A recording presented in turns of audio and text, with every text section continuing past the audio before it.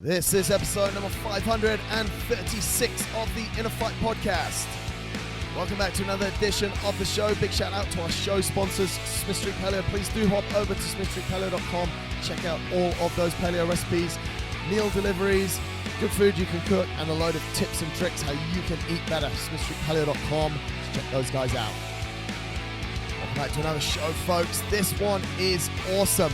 You may remember, those of you that have been listening to the show for a while, back in March of last year, episode number 402, we interviewed a young lady who came on the show and told us that she was going to climb the 7 summits. She'd already done 3 of them, and she was actually planning to do Everest in 2020.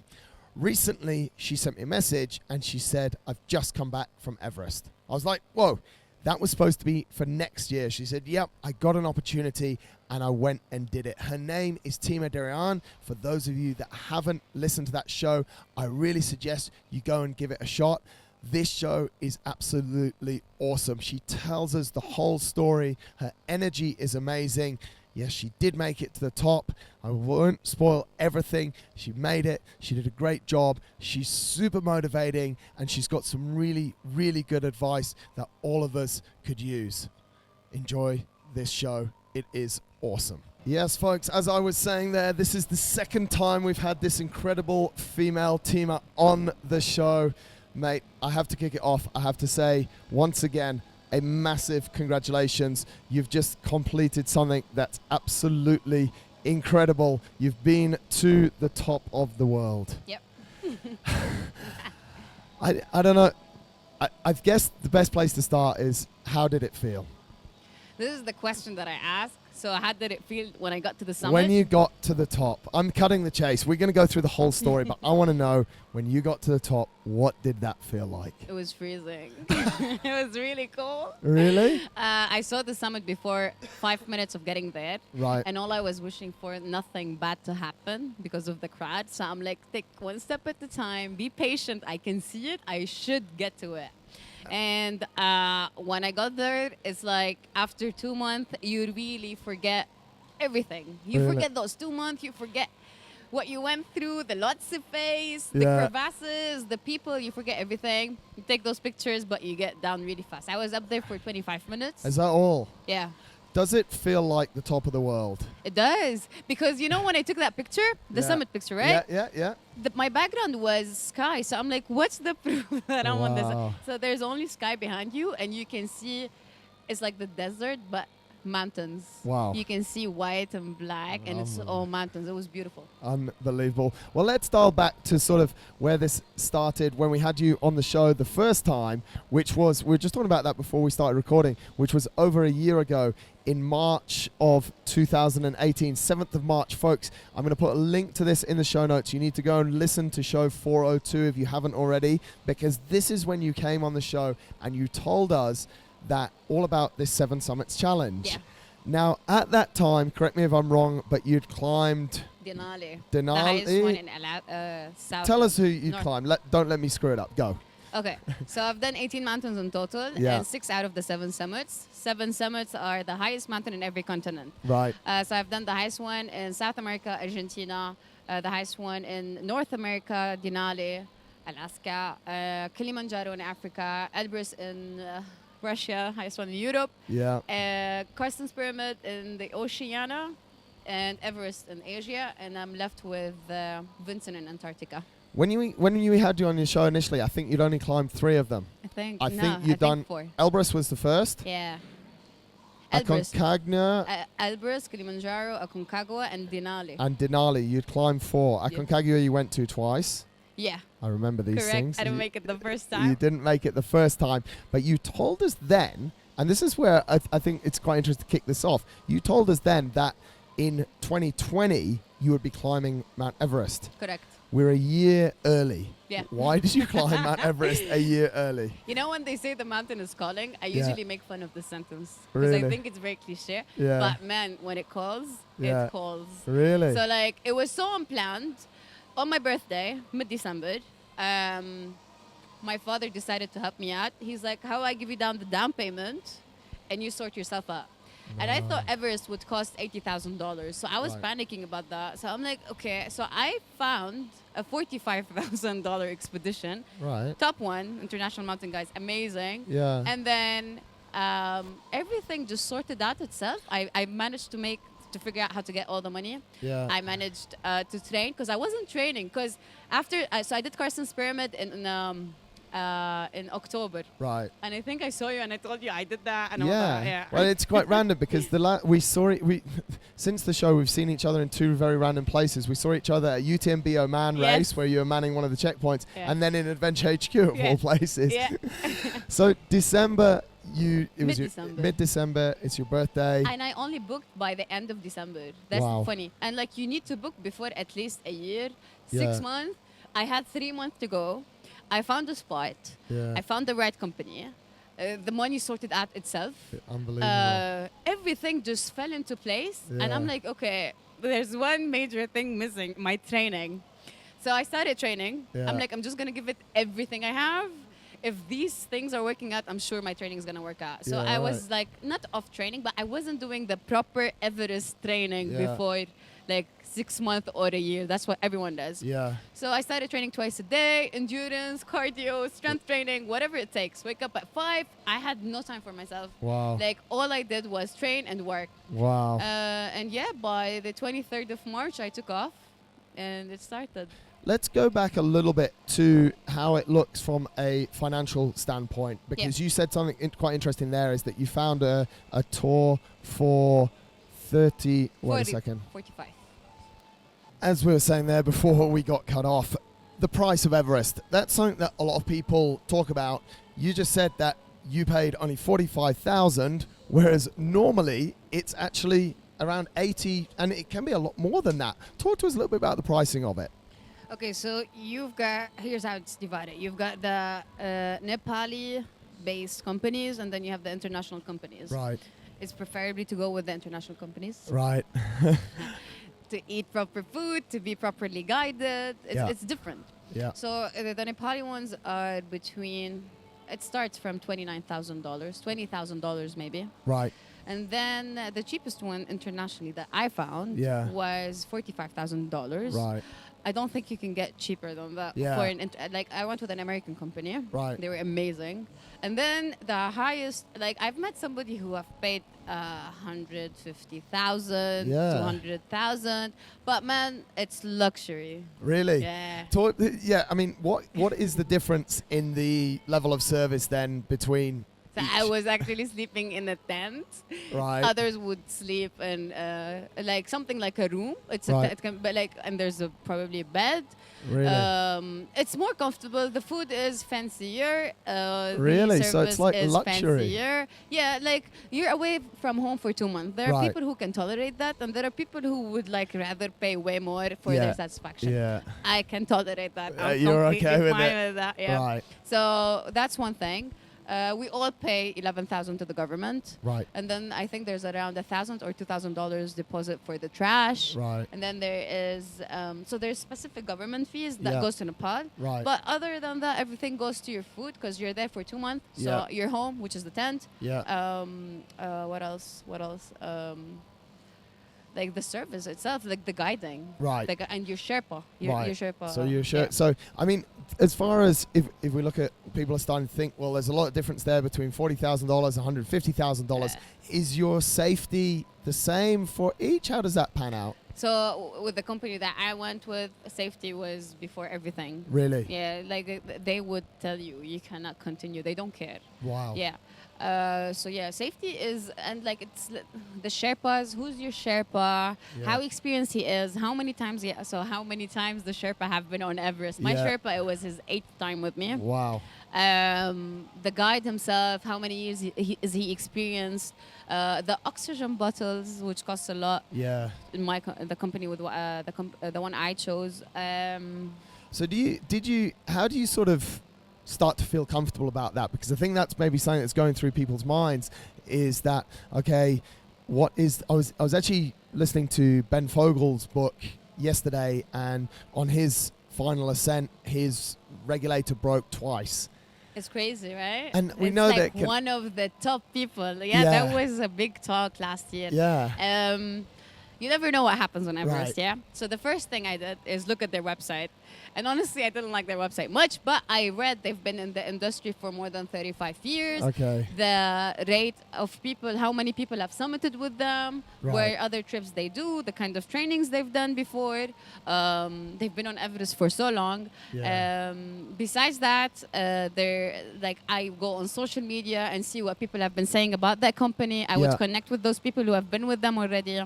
So, like, you have to do a lot of research before Yeah, going right. to Everest, especially the company you're gonna pick because it can be death or life. Yeah. But you felt safe.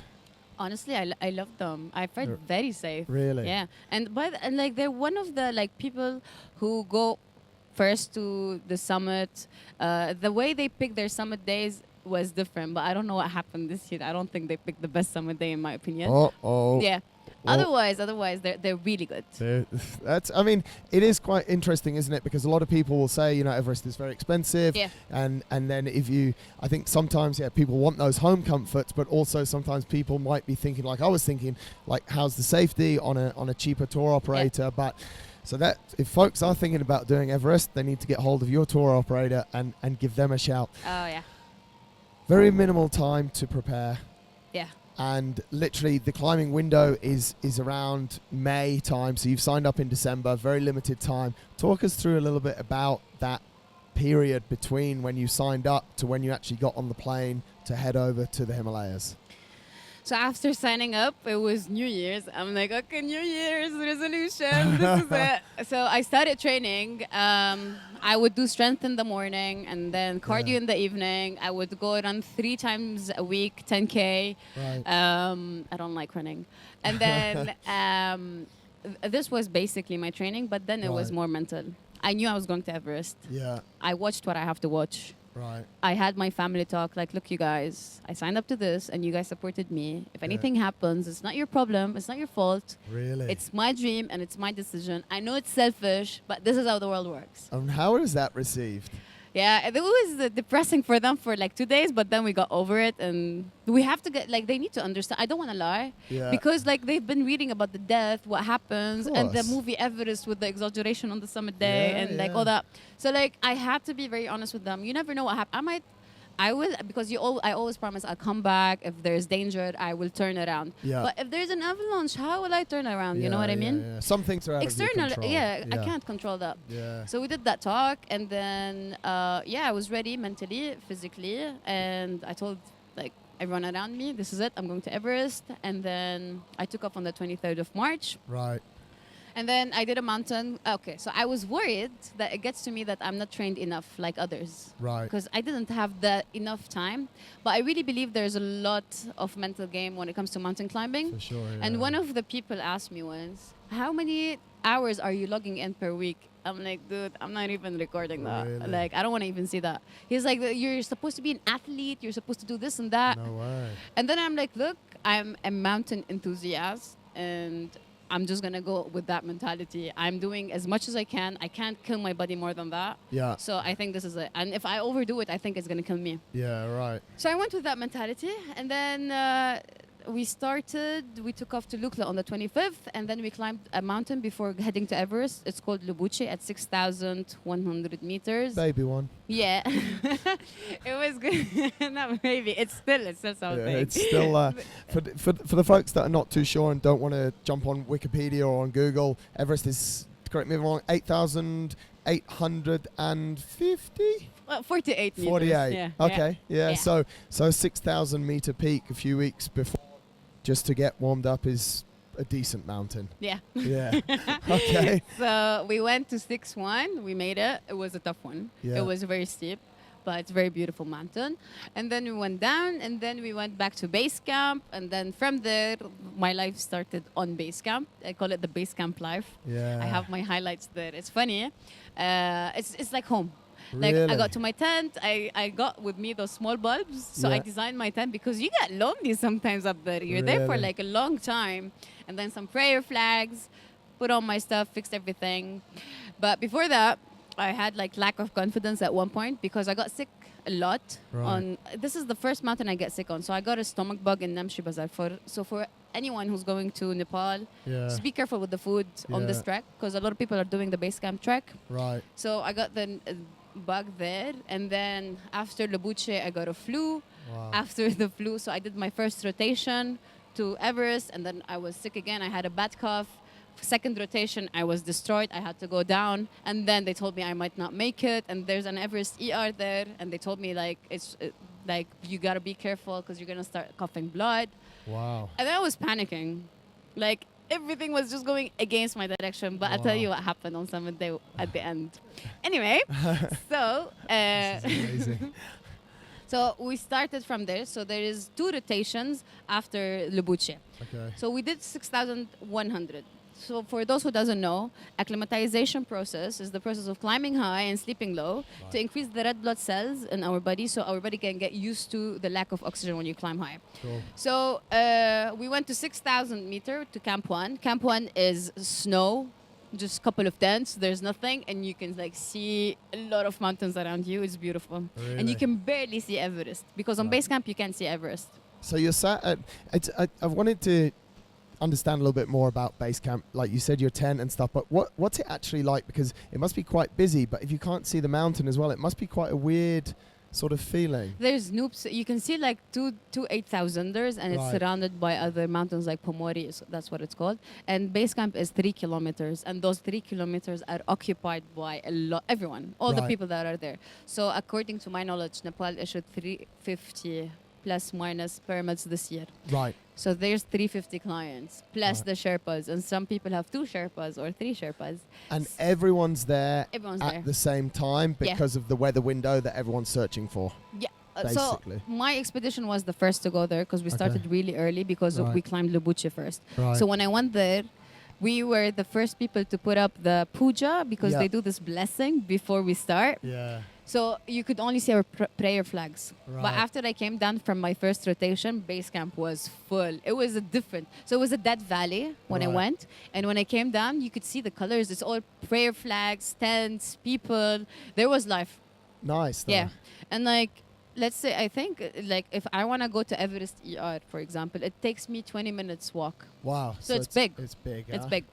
And so you go up for your first rotation, Yeah. and you're not feeling very good. Yeah. And like, I was shocked because I passed through the Khumbu Icefall. Yeah. So the Khumbu Icefall is basically a maze. This is how it's like snakes and ladders. That's what Right. I call it. You gotta go up a ladder, down a ladder, and then you gotta cross a ladder, and it's full of crevasses, and you never know when an ice would fall. Wow. So this was my main concern. So we used to start at around 3 a.m. in the morning Right. to just finish it before the sun comes up, and it starts melting all around it. Yeah. So it was scary the first time. I was shocked. Yeah. Then second time it got easier, and third time it was way easier. But first time it's like, what am I doing, and why am I doing this, and am I doing it right? Am I doing the right Really? thing? So Like, still lots of things going through your Yeah. mind. yeah. Wow. And sometimes I would just put on some music so I stop thinking. Because Yeah. man, when you cross that ladder and you look down and you can't see anything. It's black. That's how like deep it is. Yeah. Like nobody would know where you would end from there. Right. So I'm like, I just don't want to. And you can't not look down because your Yeah. crampons are on the ladder in the front and the back. You gotta balance it. So that was the Khumbu Icefall. Very, very. I mean, yeah. For people that are listening, they're already going, "Oh my God, this is just completely wild." But talk us through, how long does the rotation last? Because I think this is interesting, and the acclimatization, like that's why Everest takes so long as well. Yeah. Yeah. So talk us through, like, how long is the rotation, and a little bit more about So that. first rotation, we went up to Camp 1. We slept for 2 days. Right. And then we went up to Camp 2. We slept for a night. Wow. And this was the first time I sleep at 6,500 meters. How was it? It was terrible. I was so depressed. Really? So lack of oxygen, it was so hard drinking water or eating. You start like breathing hard as Yeah. if you did a sport. And it's Really? like, I can't do this. Like in the Wow. tent, I'd rather not move a lot. I'm just like lying down. It was my first time. Right. So I was still getting used to the lack of oxygen. So we spent the night up there, and my cough got worse. And then we went back to Camp 1 and Camp 2. Right. So it took us around 5 days. That's the first rotation. Yeah. And then how long do you stay back at base camp for then? Until the weather is good. So we stayed for around, I think, 10 days. And what are you doing during that time? You get crazy. Yeah, we need to know all of this stuff. So, first 2-3 days you're recovering because like it's like somebody slapped you, like you got beaten up there, and you're done. Right. So first 3 days you don't feel it. Yeah. You're just eating a lot, Yeah. drinking a lot, 4 to 6 liters of water every day. Wow. And you just spend like time. I don't know how time. I used to say like I don't understand. We're not doing anything, and the time is flying. Like I wake up, open my tent. The breakfast is ready. So you have breakfast at 8. I finish breakfast. We sit. We have like some random talks. At one point we started talking about cards and just stuff that doesn't make sense, but you're just having talks. Yeah. And then by 12:30 we'll have lunch. Sometimes I'm really bored, so I just sit and clean my tent. I've cleaned my tent like 4 to 5 times during 2 months. No way. I would empty stuff, whatever. And then in the afternoon, it snows. It was usually snowing between 2 and 4. Wow. So I just stay in the tent and listen to some music, play some cards with my friends. Yeah. And then at 5 or 6, we used to have dinner. And then we'd sleep at 7. Nice. I'd pass out at 7. Really? Yeah, and it gets really cold on base camp at night because base camp is at 5,360 meters. It's still high. Still very high, Yeah. yeah.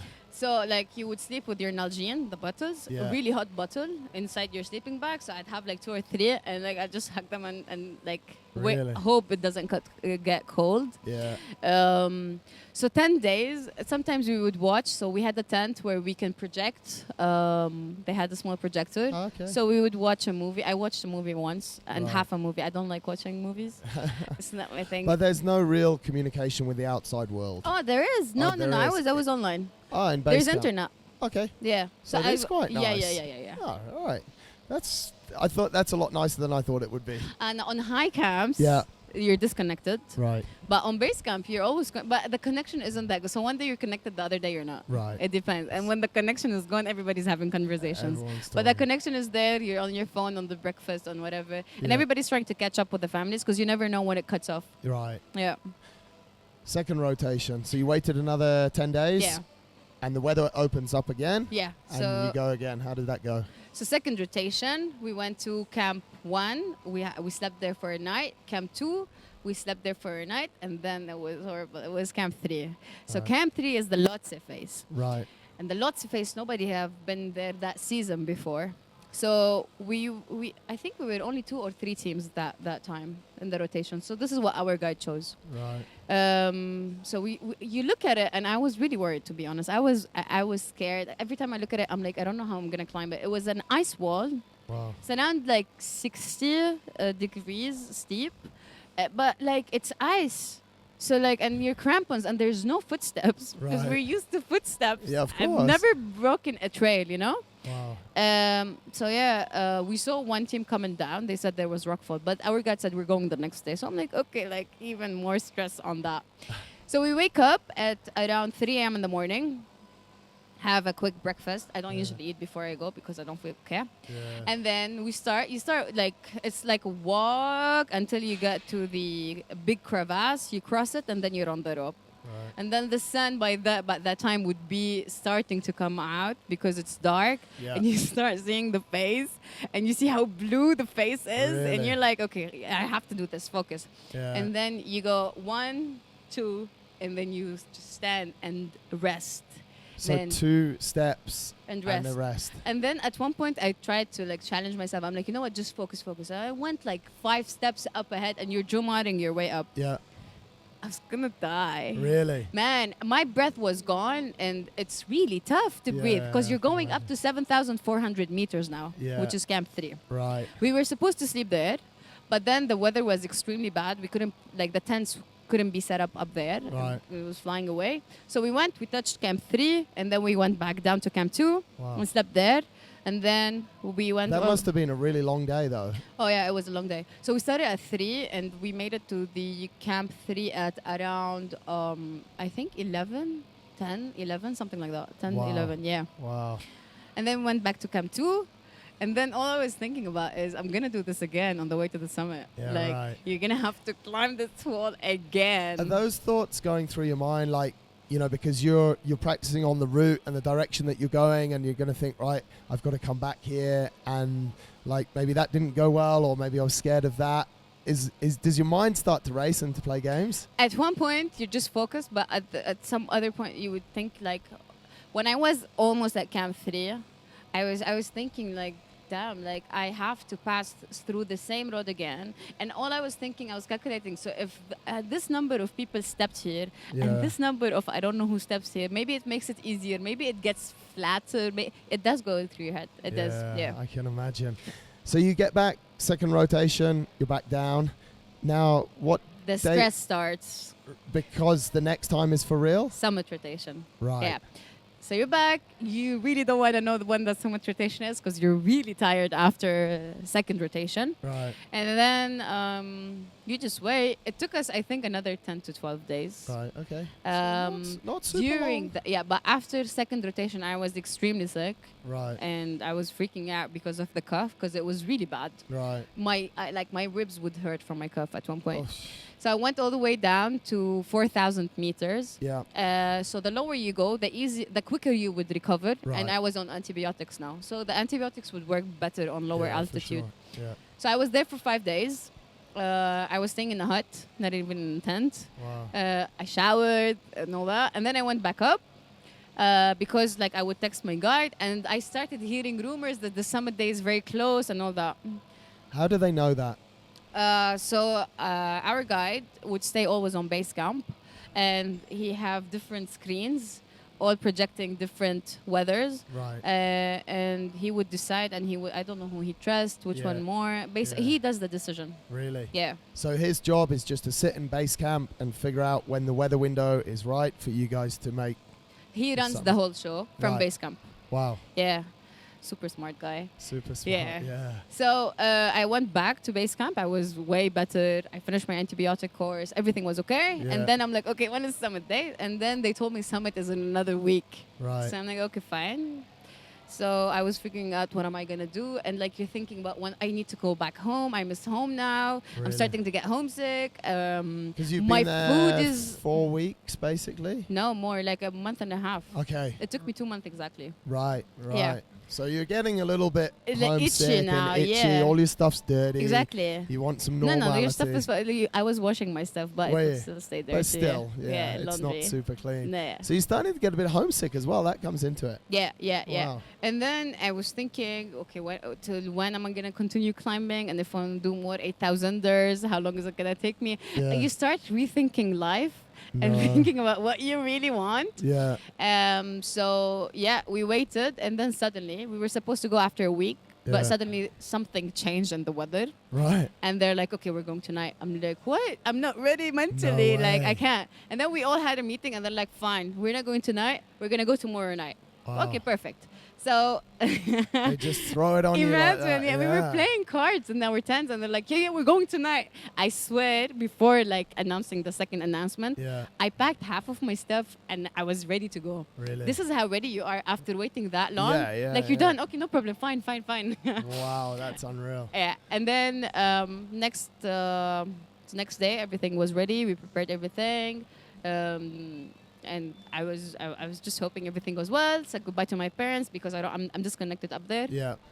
And it takes around like a week to 8 days. Right. So we started. We went straight to Camp 2 this time. Right. So it smashes you. So Khumbu Icefall, Camp 2. Wow. That day took me a long time. I was tired. It took me. So I started at 1 a.m. in the morning. Yeah. And I made it to the Camp 2 at 11 p.m. 11 a.m. 11. Wow. Yeah. So it's a decent day yeah. out. It was like right. 9 to 12 hours, I think. Yeah. 10 hours. Anyway, we got there. We had a rest day. We stayed. Your appetite is really bad on altitude. Right. And like, imagine I wish this was the challenge on normal level. It would be amazing. Like, all you have to do is eat. Yeah. Like, you need to feed yourself, and it's really hard to eat because your appetite is just shut down. Yeah. So like, it was a challenge. So we stayed there. We had a lot of food the next day, and then the following, after the rest day, woke up at 3 a.m. and we started to Camp 3. Yeah. Again, the Lhotse phase. We climbed the How was Lhotse it the second It time? was way easier. Of course. It was way There we easier. go, yeah. I was so happy. Like, I could see the steps and I Yeah, could climb. And yeah. it took me less time. I made it to the camp at 9 in the morning. Amazing. So you get to the tent, and this is where you start using the oxygen bottle. Right. So I had to share an oxygen bottle. What altitude are we at now? 7,400 Okay. or 300 meters. Right. So there's one oxygen bottle with a splitter. Right. And I have to share this with my tent mate. Okay. So we put it at 1 liter per hour, and we share, so 0.5, 0.5. Right. So the next morning, we woke up at 5 in the morning, and it was so stormy, it was so windy, Wow. and you have to get out of the tent at 7,400 meters. Wow. You have to put on a lot of clothes, so I Yeah. had to put on my layers, and I had to wear the down suit. And then you have to put your boots on, and then crampons on, and then your backpack, and inside your backpack you have all your stuff, plus the oxygen bottle, Yeah. and you need to put the oxygen bottle on your face, and your face is covered with the mask because of that storm, and your head is covered with everything. You're just full on covered. Wow. And you need to get out of the tent. I'm like, how am I gonna stand up like that? Really? So yeah, I went out, and then we started, my Sherpa and I. Something like, I think it was funny. I fell into a crevasse, a small one. Okay. So I was having an argument with my Sherpa, and we were screaming because I have the oxygen Yeah, mask on my yeah. face, and it's stormy. So I'm like, I think it's the crevasse. He's like, no, pass. He thought I was complaining, and I never complained. Right. And then my leg fell into a crevasse, and it went that way and that way. Oh my God. And then I was stuck, but I was laughing.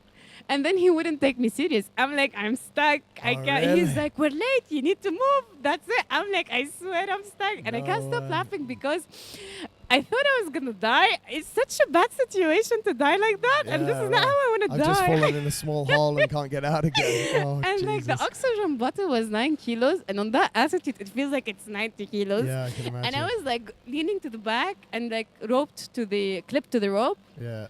It was tough, but then he took me serious and like he pulled me out as well.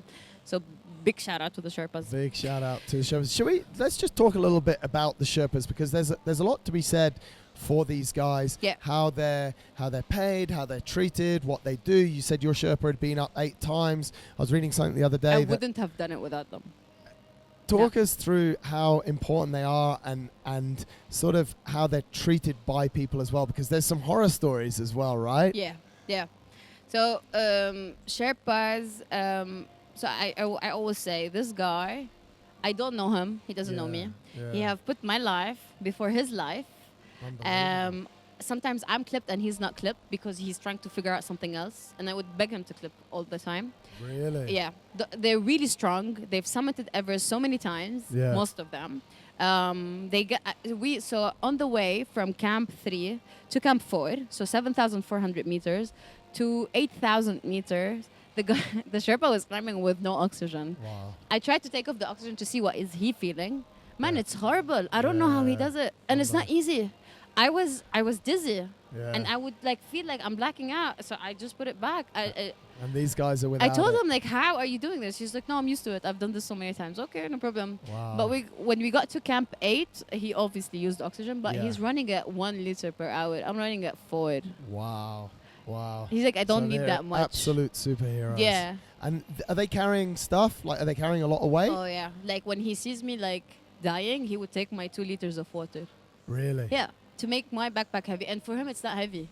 Wow. So you see their backpacks full, and plus, who carries the tents to the South Call, Yeah. Camp 4, and to Camp 3? They set up the tents. They carry the bag. They carry everything. Wow. They're heroes, man. So they're they are really, heroes. really strong. Amazing. Yeah. Continue the journey for us. So we made it to Camp 4. I was on oxygen from there all the time. I wouldn't take it out, even if I want to go outside to the toilet or whatever. Like I Really? wouldn't even think of taking it off. So you Wow. have to do everything with your backpack on now. Yeah. So we made it at 1 in the afternoon, Yeah. and I rested. I tried to eat as much as I can, and then I tried to nap. And I don't know what happened that night. The cough was gone. I think it was the oxygen. Yeah. The cough was gone. I was not feeling tired. I was feeling very healthy, and I was hungry at 8,000 meters. Amazing. And I'm like, this is not normal. Well, maybe it was your body preparing you for what was to come. Exactly, mentally. Like I Yeah. knew I wanted to go to the summit, and this is it. Yeah. So I passed out for 2 hours. I slept properly, And I never sleep on altitude. Wow. So I felt very fresh when I woke up at 8. So That's woke up at awesome. 8 p.m. Yeah. Actually 7 p.m. I slept for like from 5 to 7. And then I slept with all my stuff on. So Right. I had 3 pants. Yeah. And then I have 4 layers from top. And then I have my down suit. I had my harness on already. I had my liners on, so my socks and my liners, boot liners. And then I had one pair of gloves on and the rest inside my suit because it gets like warmer next to your body. Yeah, for sure. And then my oxygen bottle was ready. Everything was on. I was just ready to like just get up and move. And go. Yeah, it was 8. I just put up my big boots on, the backpack on, hand warmers were on, and you're just off. And then I get out of the tent, and this is the dramatic part. You see like a queue of people with the headlamps. Really? It's dark. What time? 8 Right.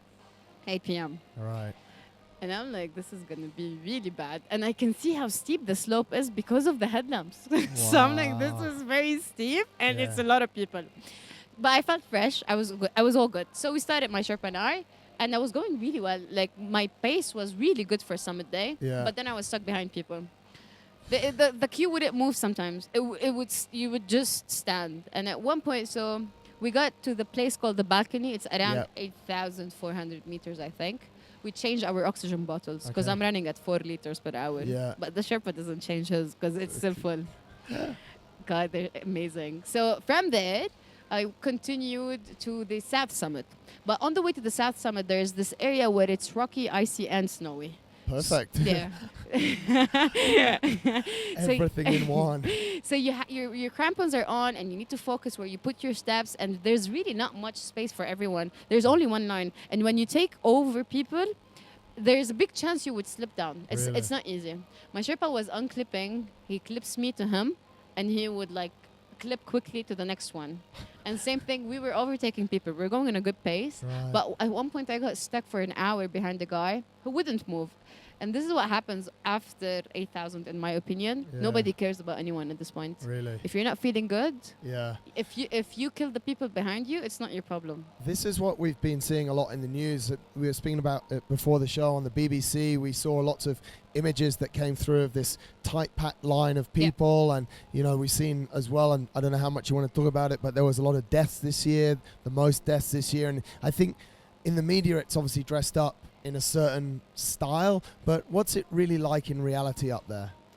It's really horrible to be stuck in that line. Yeah. Given the altitude, given the weather, it's really cold at night. Yeah. And given like the pace that you need to be on, your oxygen bottle, you don't want to run out of oxygen. Like the last thing you want to do is like human errors up there. Yeah, That's yeah. not what you need. And someone else's mistake as well. Exactly. Yeah, right. So people were angry. I was Right. furious at one point. Like Really? standing behind that guy, I was really. At one point, I'm like, can somebody ask him to move? I don't want to talk because yeah.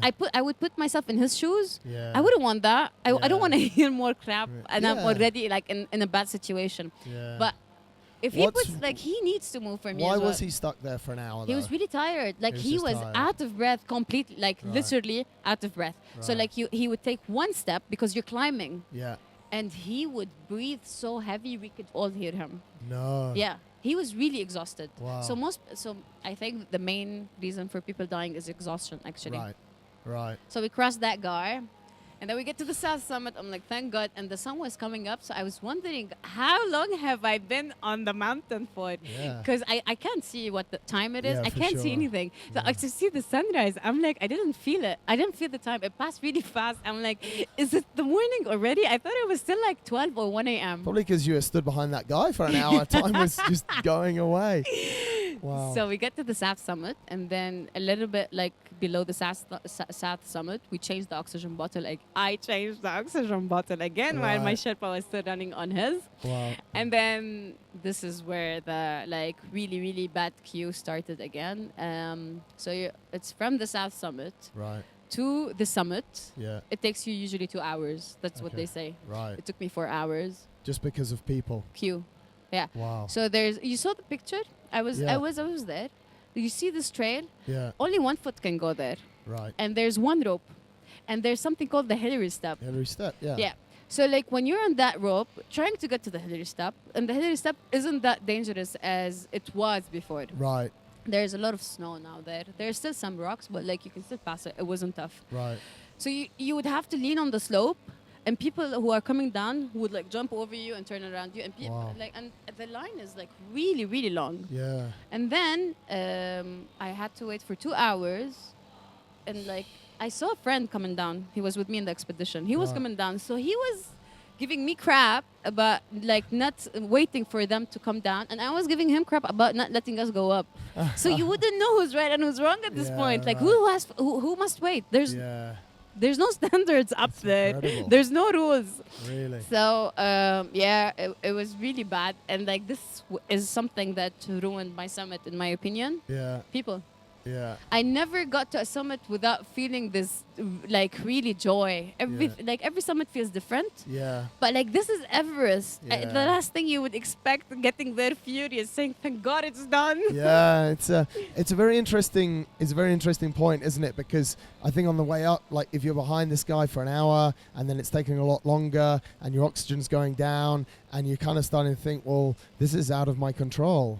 Remember at the beginning when I said I saw the summit before 5 minutes, and Yeah. all I was thinking is I hope nothing happens, so Yeah. I get there. Because Yeah. like you wouldn't see, like sometimes the slope will go up and then down, up and down. Right. So I'm like, maybe there's traffic down, maybe there's traffic after that slope, maybe after I just don't want that. Yeah. Because at one point I was doubting if I'll make it to the summit or not, because we were running out of time, and there's a certain point where you can be at this altitude. Yeah. You've seen the movie Everest. Yeah. You know when that storm happened? Yeah.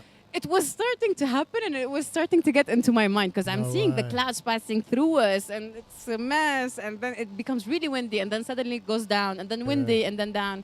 So it gets scary. It does get scary. Was there any point where you personally felt extremely fatigued, or that your physical and mental state would stop you from going to the top, or On the were way the up? only threats the people around you?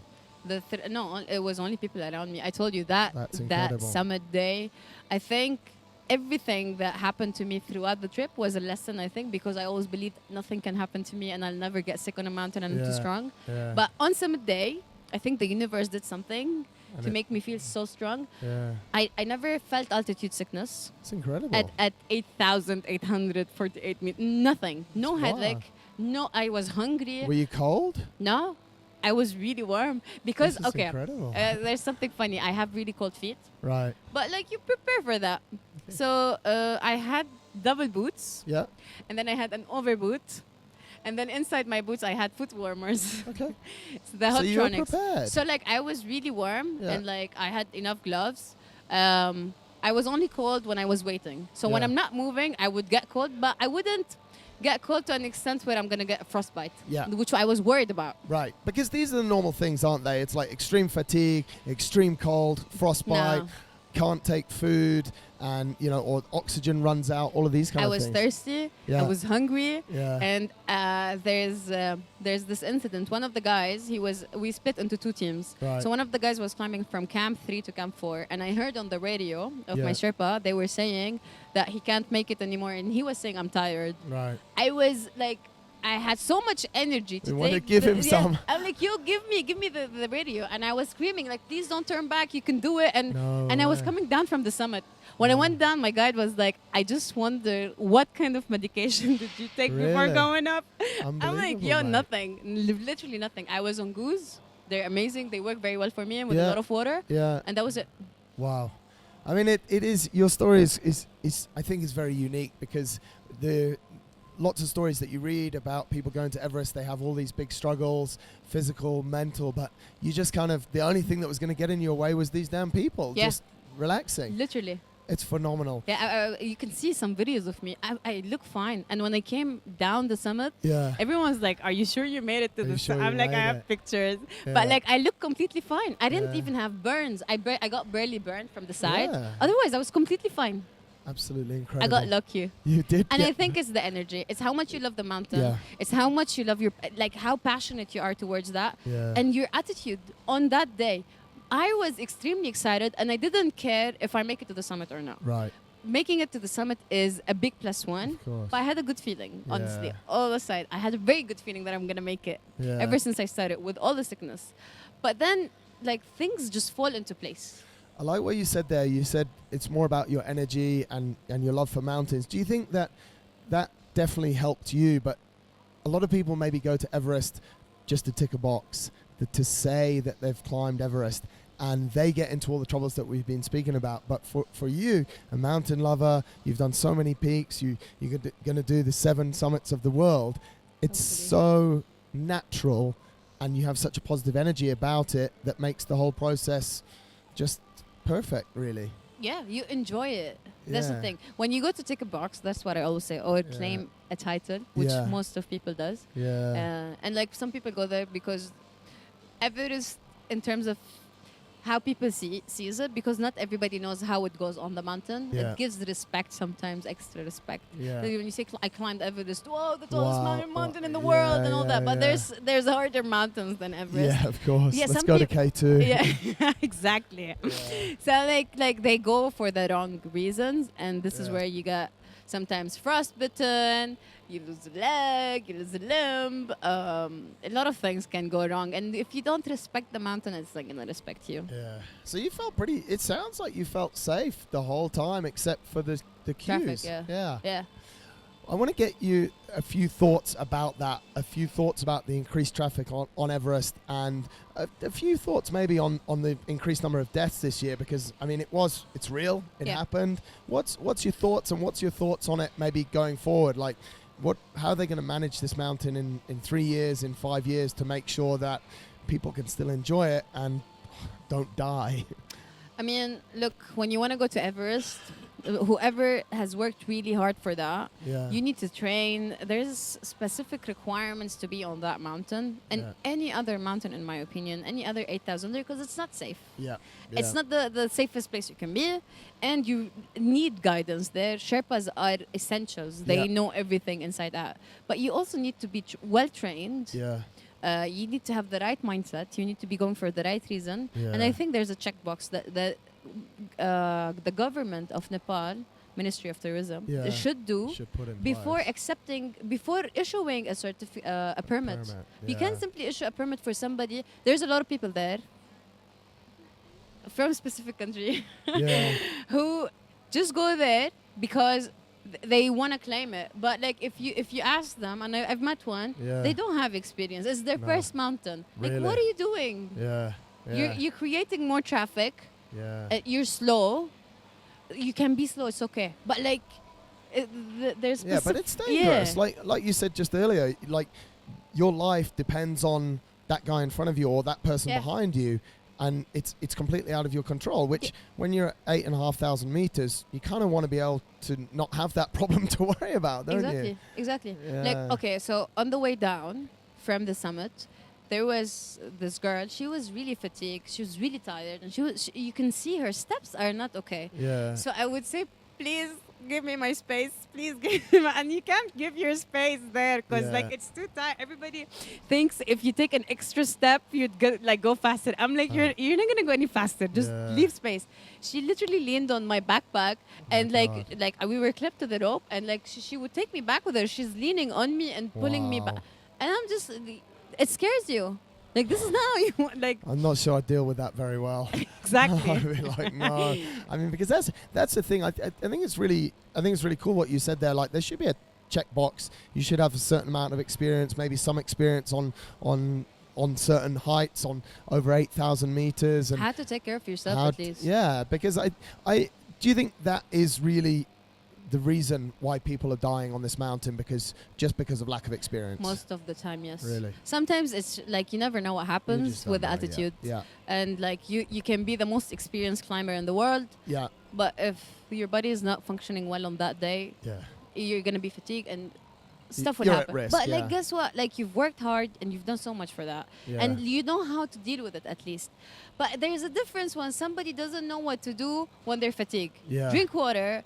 To try to take a go. I don't know how you Yeah. like because you okay to train for a mountain. In my opinion, is Yeah. being on another mountain, because sleeping in a tent it doesn't. You can't train on that Yeah. in your house or in the gym, right? So you need to be in a sub-zero environment. Yeah. You need to be on altitude Yeah. to know what it feels like, how your body reacts. Some people doesn't do very well on altitude. For sure. It happens. Yeah. You know. Yeah. So to climb on a different kind of terrain, steep terrain, you need to be there. Yeah. If Everest is your first mountain, You're in the wrong place. it's not gonna be fun. Yeah, absolutely. I think that's a really good summary of it. And I think it was my opinion when I saw a lot of deaths this year. I was like, it's just because people are inexperienced. Yeah. Mainly, it's the way. So, I mean, you did Everest a year early. Yeah. So what's left on this list, and then what will you do after? I have to get reason to get you back on the show again. You're only supposed to come back in 2020, but you're back in 2019 because you're a legend. Where are we going next with it? Okay, so if I get my funding, because Yep. I paid for Everest, I wasn't sponsored, Yeah. so I'm broke now. Yeah. If I get funding for Vincent, which is a lot, it's like another $45,000. Yeah. I'll make it in December, hopefully. Wow. I'll try to attempt it. And then after that, there's the Grand Slam Challenge. Right. So you can ski the North Pole and the South Pole because you finished the 7 summits. Yeah. So that's the Grand Slam. So why not if I get the funding as well? Wow. And then I want to try as much as I can from the 14 8,000ers. Right. So if I can climb another couple, amazing. If I can finish it, I don't know if that's possible. Like K2 is part of it, and I was scared Annapurna. you know that was going to be my next question. Is K2 I've been watching videos on K2. Excellent. But like I don't know where it's gonna take me. Like Everest was a dream, like Yeah. since 14. Yeah. I do dream about K2 now, Yeah. but I don't know if I want to do it now. It's not easy. It's very Talking about tough. easy and hard, that's one thing I forgot to ask that I wanted to. Was Everest the hardest mountain that you've climbed so far? No, Not at on all. summit day, Yeah. on Aconcagua, Yeah. even on my second attempt, Yeah. I was more tired. Wow. I felt the altitude, and there are stuff that I still don't remember because of the lack of oxygen there. Wow. On Everest, I was, you know why? Because there's oxygen, Yeah. and the oxygen really like changed the game. Right. Like I was feeling super energetic.